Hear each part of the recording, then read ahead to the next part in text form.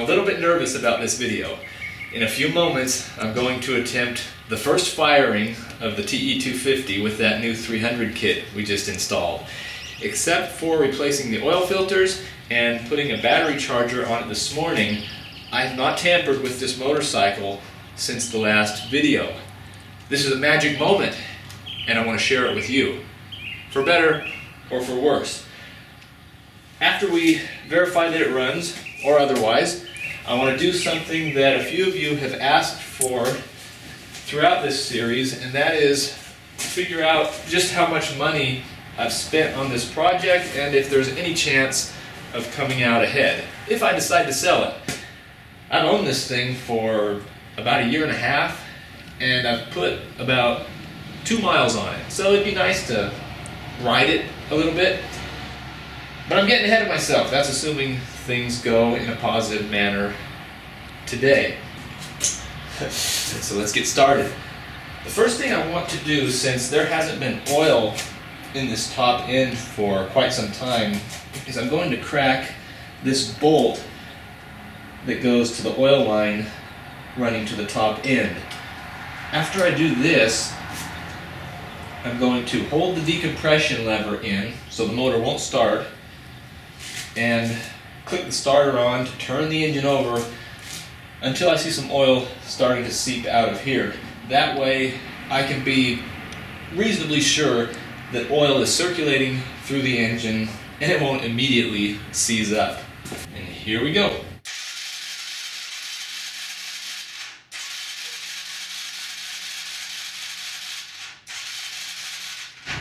Taking a while.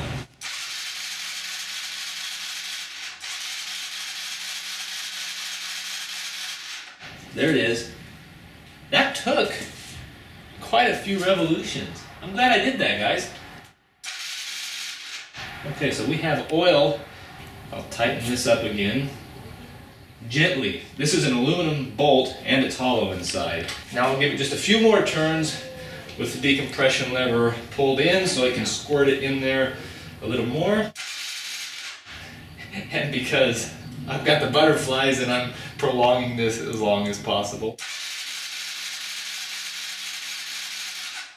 That's enough. Gas on. Choke on. 2 things we're looking for. I don't want there to be any blue or white smoke coming out of the exhaust. A little black smoke is fine. That just indicates that it's running rich, either because of the new cylinder and piston changing the jetting requirements a little bit, or because it's on choke. And I also am hoping that the engine won't sound like a tin can full of teeth like it did before. It was a rattly, clanky mess before I put in the cylinder and piston, and I'm hoping that's resolved now. Okay.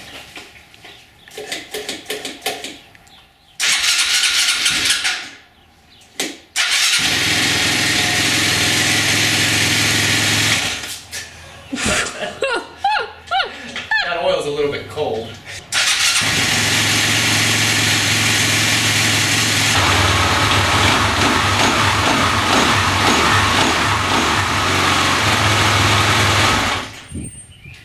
Well, it runs. It runs. That's very good news. I don't think the engine is as noisy. There's a little bit of smoke coming out of this exhaust though. I think it's a combination of the jetting being a little bit too rich, which I've heard can happen with these big bore kits, and possibly the rings not seating in to the cylinder yet because there's so little time on the engine. I wasn't going to do this, but there's only one way to seat piston rings in the engine, right? Run the engine.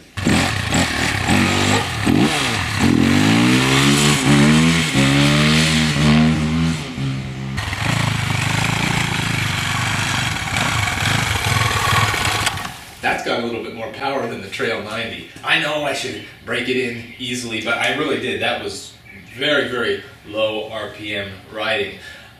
I was just looking at the footage of my celebratory wheelie and I noticed it was smoking a little bit. Once I got it in the garage though, I think that's already cleared up. let's do a quick test. You remember before we started modifying the engine, I had a shot from the back of the bike showing that yucky smoke coming out of the exhaust. What I'll do now is start it up, and Camera Girl can get down here and we'll compare the two. I think I'm already running a lot cleaner than I was before, and I've only got 10 minutes of run time on this thing.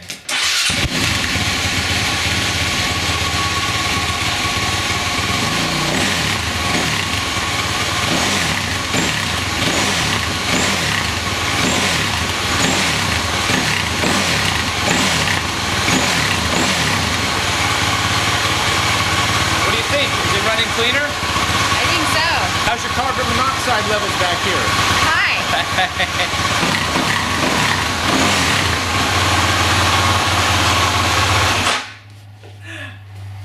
This is great. I knew that after we did the first start, I would either be breathing a sigh of despair or a sigh of relief. I did it. I'm happy. Now, let's go into the business office, and that'll be the saucer that cools the hot tea when we figure out just how much money I have invested into this thing. I've got the spreadsheet fired up. I haven't been keeping track of the total cost for this project, mainly because I started spending so much money on parts, I didn't want to think about it. So out of sight, out of mind. But also, when I initially bought the TE250, I didn't intend for it to be a money-making endeavor. It looked like a fun machine, and the price was low enough to justify buying it for that purpose. So there's my excuse if the total price gets too far out of hand. But I faced the facts, I went through all my records a few minutes ago, and I think I have every expense here on this list. We'll start with the motorcycle itself. I paid $1,200 for it, which sounds like a good deal, but the bill goes up substantially from there.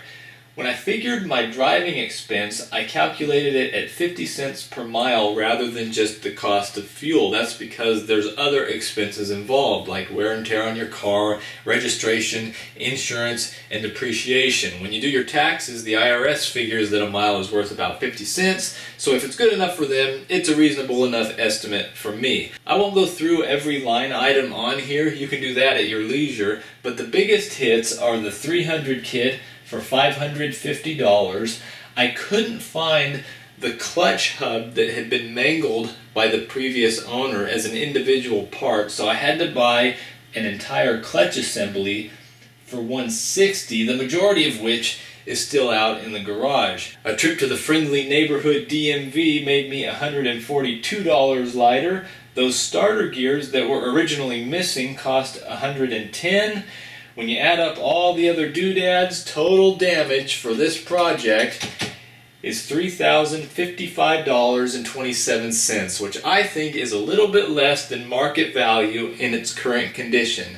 I think on a good day, a 2007 TE250 with less than 1,500 miles, the 300 kit, and full video documentation should bring about $3,500. Plus, I have the added consolation prize of these parts that I've picked up along the way. There's the original cylinder, which is still salvageable. Somebody could have this replated and it would be as good as new. Here's the extra clutch parts that I don't need, an electric starter, clutch slave cylinder, and a couple of brake calipers. Altogether, at least a couple hundred eBay bucks. When I began this project, I wanted to create something that was just right, with no issues, no excuses, and no stories, except for the ones on YouTube. This has been a really fun project, and now it's time to go from behind a socket wrench to behind the handlebars, which are both great places. Thanks for watching.